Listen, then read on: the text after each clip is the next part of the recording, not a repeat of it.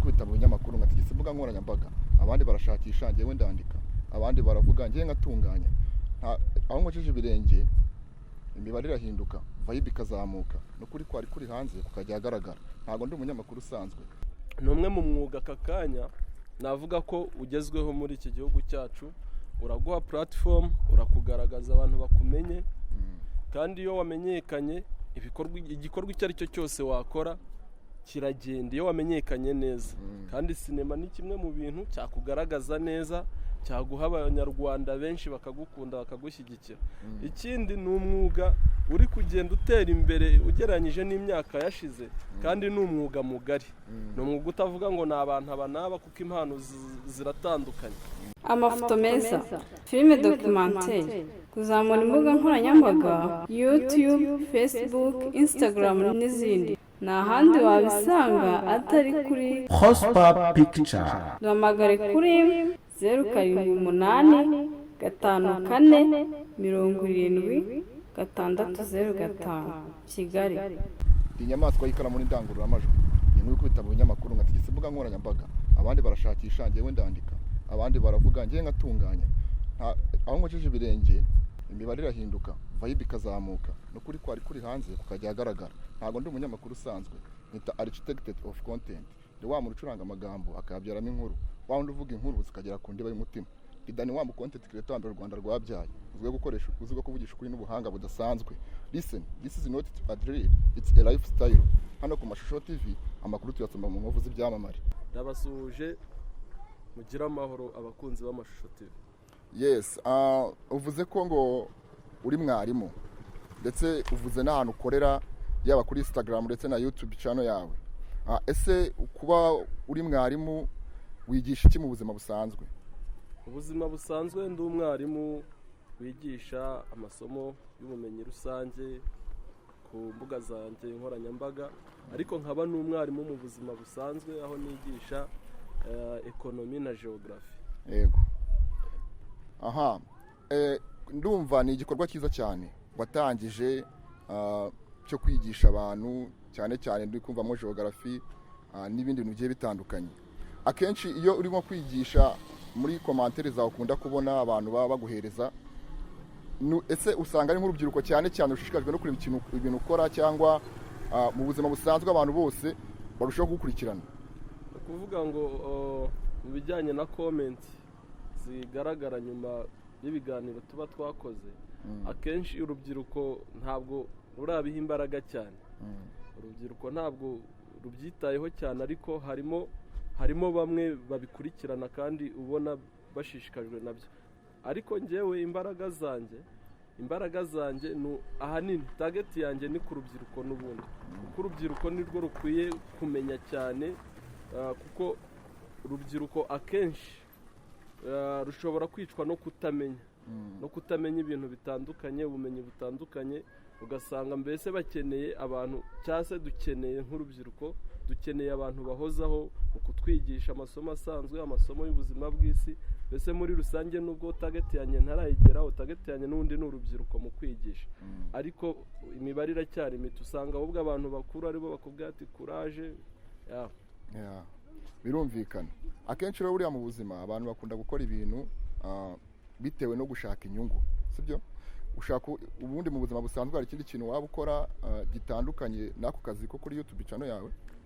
Nkuko nabikubwiye, mu buzima busanzwe ndi umwarimu wigisha economy na geography. Kuri YouTube nagiyeho nk'uburyo bwo gusangiza ubumenyi abantu batandukanye. Si inyungu nari ngamije, no gusangiza ubumenyi abandi. Ariko hari n'uburyo ngo nizo nyungu ziboneka, ariko siyo target. Ariyo mpamvu nyine zaba zihari zidahari nta kizambuza gutanga ayo masomo, gutanga ubwo bumenyi naba mfite kubusangiza abandi. Ariko nyuma y'ibyo nka politike y'igihugu igezweho mu rwego rwo kwibeshaho, kwihangira imirimo, bahora batwigisha nk'urubyiruko, nk'abajene, nk'abakobwa bakiri bato. Nanjye nk'uko ndi kuri kamera zanyu, nanjye mu buzima busanzwe ndi umufotographe wabyize, mfite certificate, ndanabikora. Nk'ikindi kintu mfite nyine nk'ubumenyi ngiro cyantunga igihe icyo ari cyo cyose. ntashingiye wenda ku mushahara w'akazi ko kwigisha cyangwa se ntashingiye ku cyava ku izo mbuga nkoranyambaga zanjye. None se ni nk'ikihe kintu byagusabye cyangwa se kuki watekereje ko kwigisha geography ari ingenzi cyane kurusha yenda wari gufata nk'irindi somo cyangwa se n'ibindi bintu bigiye bitandukanye? Ni ukuvuga ngo kwigisha geography nanjye niyo nize mu mashuri makuru, nize geography. Geography ni isomo nize kandi ngiga ndikunda, kandi rikaba isomo ryigisha ubumenyi busanzwe, ritwigisha nyine ubumenyi rusange, ritwigisha isi, ritwigisha politike, ritwigisha ubukungu, ritwigisha ikirere turimo, environnement, ibidukikije, mbese n'uburyo twabungabunga ibidukikije, mbese uburyo twakwitaho n'isi muri rusange. Iryo somo rero naryize ndikunda, kurihuza na ekonomi byo bigahita bigendana cyane, hakivangamo n'amateka, njye mbyiga n'amateka yazagamo n'amateka yaranze isi, igihugu muri rusange. Iyo bihuye bitanga iyo ubyize ubikunda, mbese ukura wiyumvamo ko ari ibintu byiza buri muntu wese yagakwiye kuba amenya. Nyine bishobora kugutangaza ubajije nk'umuntu ngo utuye mu kahe karere, uwe murenge n'akagari, ugasanga wenda ni urugero ruto ntanze, ugasanga ntabwo abizi, kandi ari umunyarwanda ufite imyaka y'ubukure, wafatiye irangamuntu mu gihugu cy'u Rwanda, wakuriye mu Rwanda, ugasanga biratangaje. Bijya bimbaho nko mu ishuri, abaza nk'umunyeshuri nti utuye hehe, intara, akarere, umurenge, akagari, umudugudu, isibo, ugasanga n'akarere biramugoye. So niyo mpamvu. So rero abantu benshi cyane ntabwo bazi yuko cyane cyane nk'aya masomo wigisha ndetse unyuza no kuri channel zawe zose, ntabwo bazi neza ko zifitiye wenda buri muntu wese akamaro, sibyo?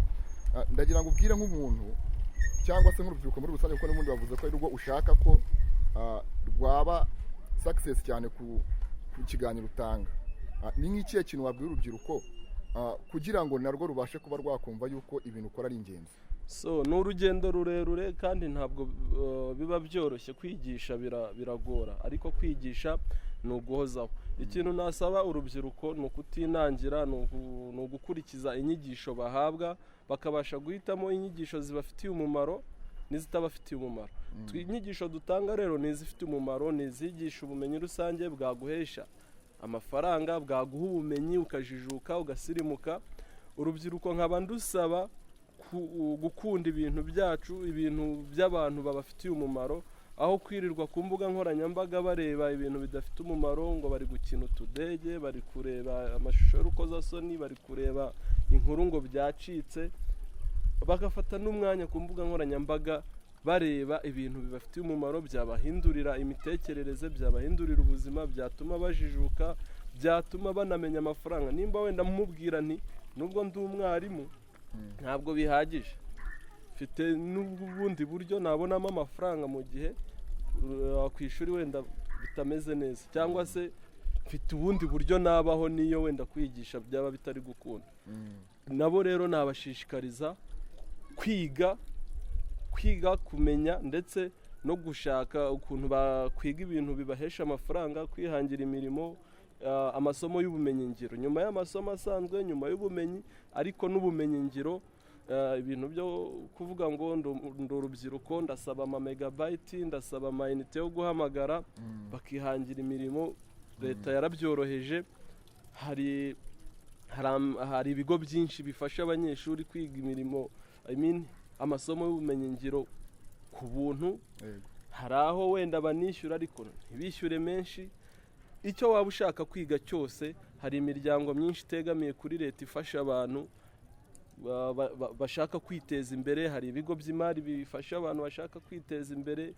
Mbese leta ishyigikiye urubyiruko, leta yitaye ku rubyiruko. Urubyiruko nitwe mbaraga z'igihugu. So rero urubyiruko bagenzi banjye, ndabasaba, ndabakangurira gukunda umurimo, kwiga, kumenya ndetse no kwihangira umurimo. Yego. Akenshi rero iyo tuvuze imirimo ya wenda iyo tuvuze ku buzima bw'urubyiruko muri rusange cyangwa se n'iterambere muri rusange, abantu benshi bakunda kubisanisha cyane na sinema. Ni umwe mu mwuga aka kanya navuga ko ugezweho muri iki gihugu cyacu, uraguha platform, urakugaragaza abantu bakumenye, kandi iyo wamenyekanye igikorwa icyo ari cyo cyose wakora kiragenda iyo wamenyekanye neza. Kandi sinema ni kimwe mu bintu cyakugaragaza neza, cyaguha abanyarwanda benshi bakagukunda bakagushyigikira. Ikindi ni umwuga uri kugenda utera imbere ugereranyije n'imyaka yashize, kandi ni umwuga mugari. Ni umwuga utavuga ngo ni abantu aba n'aba, kuko impano ziratandukanye. Muri sinema nyarwanda aka kanya ikintu navuga wenda nyizo wenda mu buryo bw'amafaranga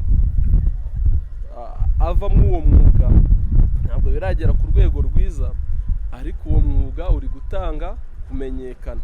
Hari aba content creator benshi batandukanye, nabo nababarira mu gisata cya sinema nubwo wenda atariho neza. Ndakeka ni ibintu turi kubona cyane bizamuka mu myaka nk'itanu ishize nyuma ya covid. Guhera covid yaba abantu barakangutse bamenya gukoresha internet mu buryo butanga amafaranga.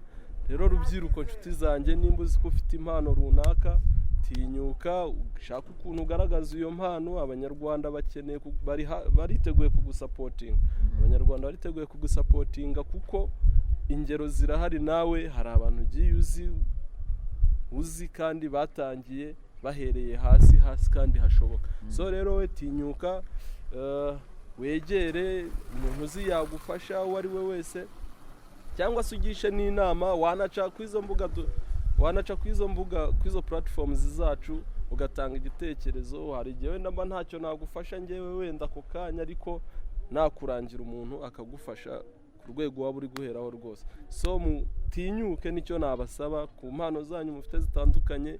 Icya mbere ni ugutinyuka, kandi iyo watinyutse urashobora. Yego. Mbere yuko dusoza nagira ngo mbanze ngusabe ugire nka message ugenera nk'abanyarwanda muri rusange, bitewe n'ikiganiro wenda twagiranye, twamenye uburyo umuntu ashobora kumenya amakuru menshi cyane binyuze mu makuru utanga ndetse no mu bumenyi uhereza abantu. Ndagira ngo ugire nk'ubutumwa utanga yaba ku banyarwanda muri rusange ndetse n'urubyiruko. So murakoze cyane. Ikintu navuga mbere cyangwa ubutumwa natanga bwa mbere ni uko ikiganiro twakoze kibandaga ku rubyiruko. Ndongera gusaba urubyiruko gutinyuka, gukora ndetse no gusoma, kwiga, ndetse bakagerageza kuva ku rwego runaka bariho ukagerageza kuva ku rwego rumwe ujya ku rundi kandi rw'iterambere. Ikindi navuga cyane cyane ndabwira urubyiruko, ni ukuri kw'Imana hano hanze hari ibigo bya leta, hari ibigo by'imari byiteguye kugufasha, cyane cyane mu gihe ufite ibitekerezo byiza bigana ku iterambere. Bakagutera inkunga se, bakaguha banke, bakagutera inkunga, bakaguha amafaranga mu buryo bw'inguzanyo ariko idahenze. Nk'umuntu w'urubyiruko uri gushaka kwiteza imbere, mwatinyuka mukagerageza. Ikindi nsoza nasaba abadukurikiye ko mukomeza kudukunda, kudukurikira, kudusangiza inshuti zanyu, ndetse ibitekerezo byanyu ni ingenzi, haba ku Mashusho TV cyangwa se haba no kuri channel yanjye yitwa Mwarimu Official. Ndabashimiye. Yes, arakoze cyane rero mwarimu wacu twatimo tuganira ahangaha, atubwiye yuko ibintu bishoboka hano hanze, akazi karahari, umuntu yatinyuka agakora. Ndetse niba ushaka no kumenya byinshi cyane bitandukanye kuri we, wamusura ku rubuga rwe yaruvuze. Buri muntu wese rero agomba gutinyuka agakora, ndetse akabasha kuba yakwiteza imbere. Nagira ngo nkomeze kukubwira yuko nta handi hantu ushaka gusanga ibiganiro uretse ku Mashusho TV. Niho honyine ushaka gusanga ibiganiro byiza ndetse byubaka, bifitiye inyungu akamaro mu bumenyi rusange, yaba mu gihugu ndetse no hanze yacyo. Murakoze cyane.